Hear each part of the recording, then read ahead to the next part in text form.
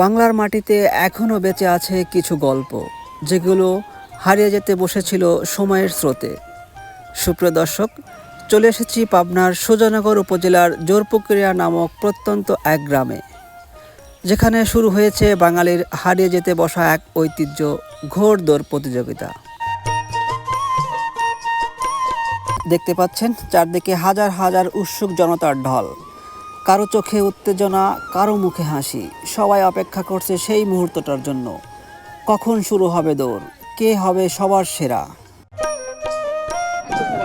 ভাই, আপনার ঘোড়ার কি রেস হয়েছে? ভাই, বড় ভাই, রেস হয়েছে নাকি? এটার জোড়া কোনটা? আচ্ছা আচ্ছা, কোন জায়গা থেকে আসছেন ভাই? আচ্ছা আচ্ছা, কালকেও আসছেন নাকি? দর্শক, দেখতে পাচ্ছেন দেশের বিভিন্ন প্রান্ত থেকে ছোট বড় ঘোড়া আর সওয়ারিরা চলে এসেছে এই জোরপুকুরিয়া গ্রামে। প্রতিটি ঘোড়ার আলাদা নাম, আলাদা পরিচয়। কোনোটার নাম বজ্র, বিদ্যুৎ, কালামানিক বা বাংলার রকেট। প্রতিটি নামের মধ্যেই লুকিয়ে আছে গতি আর জয়ের গল্প। দর্শক, ইতিমধ্যেই কিন্তু শুরু হয়ে গেল সেই প্রতীক্ষিত মুহূর্ত। মাঠ জুড়ে গর্জে উঠেছে দর্শকের চিৎকার। কে আগে যাচ্ছে, কে পিছনে পড়ছে।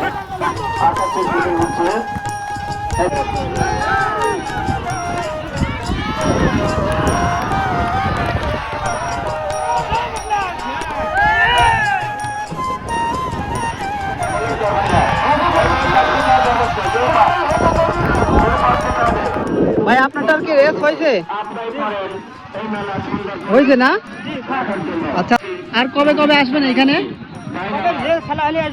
খেলা হলে আসবেন। আপনার বাসা কোথায় ভাই? রাজশাহী থেকে আসছেন? আচ্ছা, এখানে থাকবেন কয়দিন?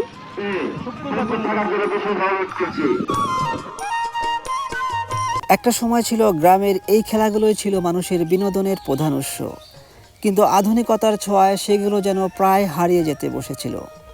আজকের এই আয়োজন, আজকের এই বিশাল জনতার ভিড় প্রমাণ করে বাঙালি এখনও তার শিকড় ভুলে যায়নি। 4 দিনব্যাপী এই প্রতিযোগিতার ইতিমধ্যেই কিন্তু 2 দিন শেষ। যারা এখনও আসেননি তারা কিন্তু অনেক কিছু মিস করছেন। গ্রামের মাটিতে এমন আয়োজন সত্যিই প্রশংসার দাবিদার। বাঙালির এই ঐতিহ্য যেন বেঁচে থাকে প্রজন্ম থেকে প্রজন্ম। এই প্রত্যাশায় শেষ করছি। আবারও দেখা হবে নতুন কোনো গ্রাম বাংলার ঐতিহ্যের গল্প নিয়ে। ধন্যবাদ।